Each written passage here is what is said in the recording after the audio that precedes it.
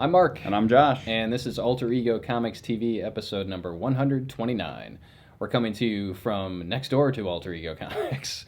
We've changed our filming location up a little bit, brought back our friendly neighborhood green screen, and we'll see how fun it is. So, but we're from Alter Ego Comics in Lima, Ohio. We work at Alter Ego Comics, we live and breathe comics, and we're here to let you know what we like the best in the world of comics this week. To start things off, Justice League Dark, number 23, by Jeff Lemire and Mikel Janin. This is part 5 of the 6-part Trinity War storyline that is rolling through all 3 Justice League books over at DC. And while DC has made some missteps recently, and may make some again, Trinity War is firing on all cylinders. It is a great event. It is a true event, taking place in different books and having all characters show up in the different books. I'm really enjoying it. This is Jeff Johns' baby, but also Jeff Lemire's along for the ride, and we've got a couple different artists working on it. But basically, you have all of the characters from Justice League of America, and Justice League Dark, plus some other odds and ends thrown in, and it's supposed to change the status quo for the Justice League by the end of the series. By the end of this 6-issue miniseries, or this 6-part event, there are supposed to be no more Justice Leagues, and that leads us to Forever Evil, which starts in September, and is a 7-issue big event miniseries. And Villains Month is coming in September, so if this is the direction that DC is headed in and the way that we're headed, I think it's a good idea, and I'm hoping that we're not disappointed. So next week brings us the last chapter in Justice League. I believe it's Justice League. It is Justice League. Part 6 is there. So we'll see what happens. But in the meantime, I'm really enjoying it. It's gotten me excited about certain DC comics again. So you should check it out. I think we have all of the parts in stock. And if we don't, we'll get second prints. And then you can check it out. We don't have the first part in stock. And there's not a second print yet. I think they just announced it yesterday. Okay, well, that's possible. So it'll be out after their series is over. Awesome. By the time you see it, no. All right, next up we head to the other side of the aisle for the other event going on right now. We've got Infinity on the Marvel side. Infinity 1 hit last week, and Jonathan Hickman is taking us into space opera, which is an area in which Marvel has excelled classically. And this week we follow up with a couple different tie-in books. We've got tie-ins in Thunderbolts, as well as in Avengers Assemble and in Avengers issue 18. Avengers is sort of the lead book, being as it's also written by Hickman, who's the mastermind of the crossover, and it's really solid. It's kind of cool to see the Avengers taken to a place where they are not the most powerful people around. You know, they actually say it almost verbatim in the issue. You've got these massive fleets of different people cooperating to fight these new builders that have come back, or not new builders, but the architects that have come back, which I think it's interesting that the bad guys are called the architects. Aren't they called the Builders? They refer to them as the architects as well. Okay. I'm pretty sure. Carry on. I know what you're going to say, but carry on. Well, the Marvel called their key writers the architects, which included Jonathan Hickman. So, and then DC also made fun of that in the Doctor 13 miniseries by Azzarello. That was really cool. But I've gone far afield now. Coming back to the actual book we're talking about, Avengers features our Avengers team out in space, 18 various Avengers from the different Marvel books. And they are part of a giant coalition fighting in a massive space battle. And it's really cool to see them as one small part, you know, working together as a team, kind of Star Wars-y stuff with your flying about in asteroids. And it's just a very cool, kind of fun adventure book. But then over in Avengers Assemble, we see a different side of that. It's not exactly overlapping the same material, but it's set during the same battle and using some of the same characters, but it's told exclusively from Spider-Woman's point of view, which is really interesting to get kind of a more personal take on this, what's going on in this galactic conflict, you know, to see the way that even when we're fighting gods and things beyond our comprehension, we're still human. We still care about the things we care about. We're still petty and selfish and maybe noble, depending on the day. And just so far, I'm actually really enjoying the scope that we're seeing in the Infinity crossover, and I think these are both worth picking up. Well, 2 interesting points about these 2 books is the Skrulls are back. I guess there are 3 interesting points. The Skrulls are back, and we really haven't seen the Skrulls since Secret Invasion. Now, the artist on Secret Invasion was Leinil Yu, who is also the artist on this issue of Avengers that came out this week. And one of the heroes that was replaced by a Skrull was Spider-Woman. So there are actually scenes in Avengers Assemble where she is having to come to grips with working alongside the Skrulls when she was kidnapped and tortured and replaced by Skrulls. So the writers at Marvel, the editors at Marvel are acknowledging things that have come before, whereas over at DC we kind of have that. We have a fresh start with New 52, but it's nice to see that continuity is still around, and you don't have to. We're not knee deep in continuity, but there are little nods here and there for those of us that have been reading comics for a number of years that make it worthwhile, I think. We'll stay in the land of Marvel with Daredevil number 30. This is written by Mark Waid with art by Chris Samnee. And this is just a super fun book. We've got Daredevil and the Silver Surfer teaming up. How does that work? Well, it works really well.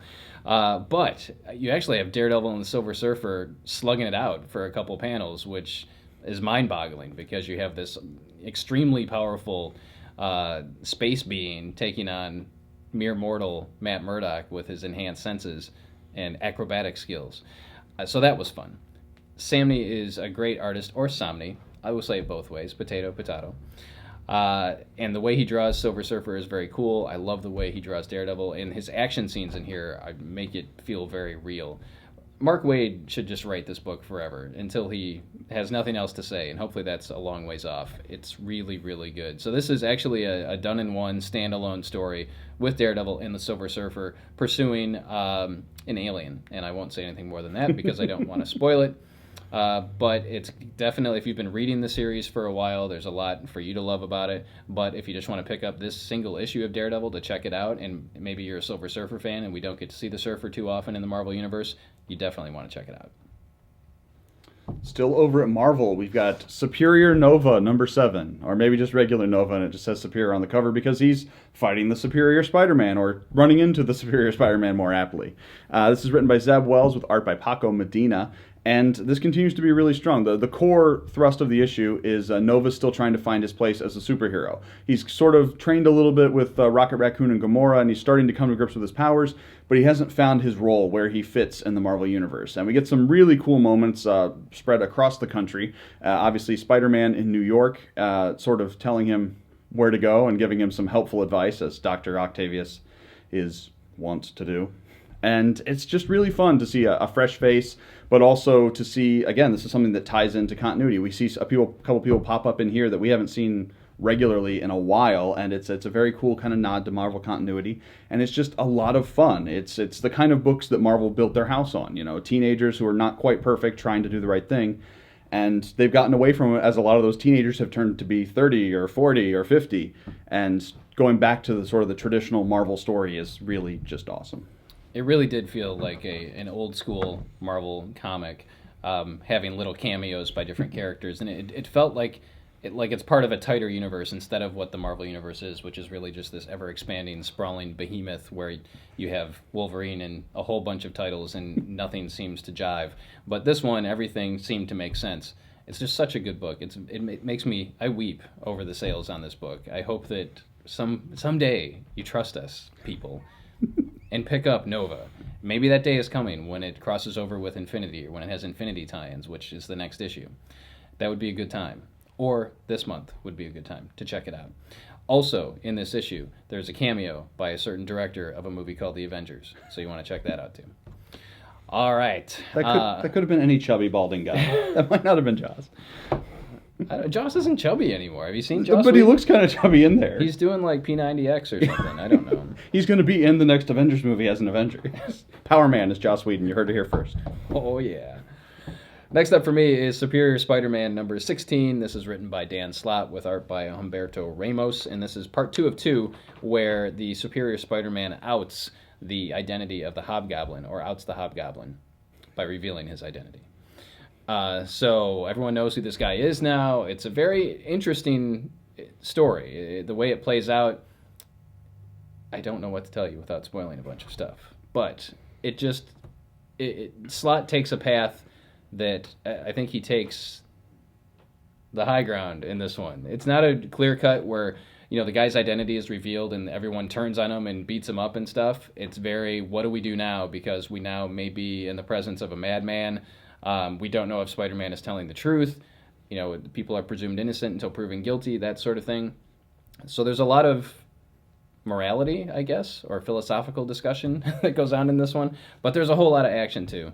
And the tone in this book, and especially by the time we get to the end of the book, I feel like some more bad stuff is coming.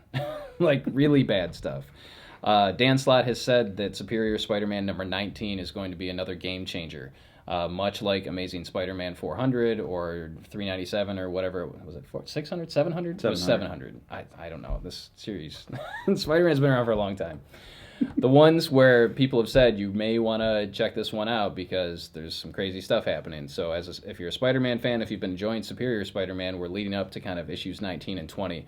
And the tone of this kind of makes things feel like bad stuff is coming. But it wouldn't be Spider-Man if there wasn't something bad that was going to happen. No, I almost feel like, in a lot of ways, this arc, sort of the overall thrust of the last dozen issues almost, is about the tragedy of Philly Hurricane. Neither one of us can think today. No, it's really interesting. There's a lot of themes going on there. I mean, it's almost like Greek tragedy in the way you see the character making the choices, and he sort of inevitably comes to grips with the real results of those choices. It's just really well done. Well, and finally, we've got also, and this isn't really spoiling anything, but we're seeing Carly Cooper and the new Wraith, who is her boss. She's the police chief, right? Takanaka? No, wait, Captain Panaka? No. Anyway, they're actually... Carly knows that something is not right, that this Spider-Man is not Peter. And even though he looks like Peter, she is taking steps to solve the mystery of what the heck is going on. And we haven't seen that for a little while, but we see some of that in this issue. So there is definitely forward momentum. There's lots of action, but as Josh said, it's like there's a lot of story to digest in the small comic book. I love it. It's good. Great. Love it. Next up is my pick of the week. And my pick this week is a reprint from a previous week. Quantum and Woody #1 is back on the stands. This is your chance to redeem yourselves and pick it up. We told you when it came out that it was awesome. We told you the second issue was awesome. It's still really good. As much as I liked several of the books that came out this week, even rereading one I had already read was still the best thing on the stands. Quantum and Woody is really where Valiant excels, is doing books that do more than one thing. You know, Archer and Armstrong is an adventure title, but it's also got a lot of strong humor. And Quantum and Woody is in the same vein, where it's a superhero title, you know, kind of a traditional superhero mythos, but it is a lot of humor. I mean, this is for Deadpool fans. This is for people that like their books to have laugh out loud moments in them. And it's just amazing. You've got two foster brothers whose father is disappearing or dying or whatnot. And I know what happened. Who says I don't? Your pitch has to be faster than that, sir. You have to be able to pitch this in 2 sentences. Quantum and Woody is awesome. 1 sentence, done. There you go. It's the only laugh out loud book on the stands this week. Check it out. It is awesome. You need to check this book out. For those of you that are diehard Marvel and DC fans, and there are people out there who will not cross party lines and check out comics from other publishers, pretend that there's no Valiant logo on this book, and pretend that you accidentally found it in the Marvel section or you found it in the DC section, because you really got to check it out. Whether you're getting it from us or whether you're outside of the area, going to your local comic book store, this is one of the best books on the stands, and not enough people are reading it. So it may eventually get canceled, and then you will miss it and be kicking. And then you'll discover it later. You'll discover it later and go, why, oh God, did I not read this sooner? I could have saved Quantum and Woody. And then you might kill yourself. And then I would feel horrible. Josh, not so much, but... You did read Quantum and Woody. It's no big loss. Yes. So if the bullet point here is buy Quantum and Woody. Valiant didn't even pay us to say that. We just think it's awesome. So there it is. Another awesome week. Awesome week of comics. More stuff rolling down. We're cruising towards September with Villains Month, DC's Villains Month, and that's just going to be crazy. Yeah, and especially a lot of the DC books this week had a 2-page spread in the back that showed many of the Villains Month's covers. So check those out, and if you think you're going to want one because it looks cool or it's about a character you like, tell your retailer. Because a lot of these books are going to be tough to get a hold of when they come out. So if you definitely want it, let us or whoever your normal comics guy is know to make sure you can get in on these. Well, let's take a second, because we haven't officially done this, talk about what the Villains Month thing is. So at the end of Trinity War, Justice Leagues are gone. Not sure what's going on with all the other heroes in the universe. So in September, which marks the 2-year anniversary of the New 52, we're having a bunch of point issues within many of the regular DC books. So, for example, there is a Batman 23.1, 23.2, 23.3, and 23.4, which with each issue focusing on a different Batman villain. The covers on these books are 3D lenticular covers, which have basically exhausted all of the paper stock in China of whatever this is. DC had to set the print run, set their production numbers on these before they got retailer orders in. So there are going to be allocations. Retailers will not get everything that they've ordered. We will not get everything that we've ordered. So they are going to be in high demand. I have not seen them, but the retailers that had the chance to see them, DC did little stops all over the country. Of course, they never get anywhere close to Ohio. But no, they didn't even get to Chicago this time. It was like New York, Florida, California in 3 different places, and I don't know where else. But anyway, I didn't get a chance to see them. I've talked to retailers. They have seen them, and they say they are amazing. And that once you see these on the shelves, you're going to want them. Well, the problem is you may not be able to get them. So we had a sheet go around to our customers about 6 weeks ago or 8 weeks ago, asking you to choose which ones you wanted. Everyone that filled out a sheet at our store is covered. We're getting enough to cover everybody that specifically requested stuff. We still have some available, so if you'd like to request one in advance and you're a regular pull list subscriber, please do that immediately. There will also be 2D covers, regular covers, of these made available as well because the supply is not going to meet the demand. So the entire month of September, Villains Month, spotlighting different villains in the DC universe with 3D lenticular covers while supplies last, will be happening all across the country and the world. There you have it. If you have any questions about that, put them in the comments below. We'll get to them. And any questions about anything comic related, we're always happy to share what we've learned over the years with you. Thanks for watching. We'll see you next time.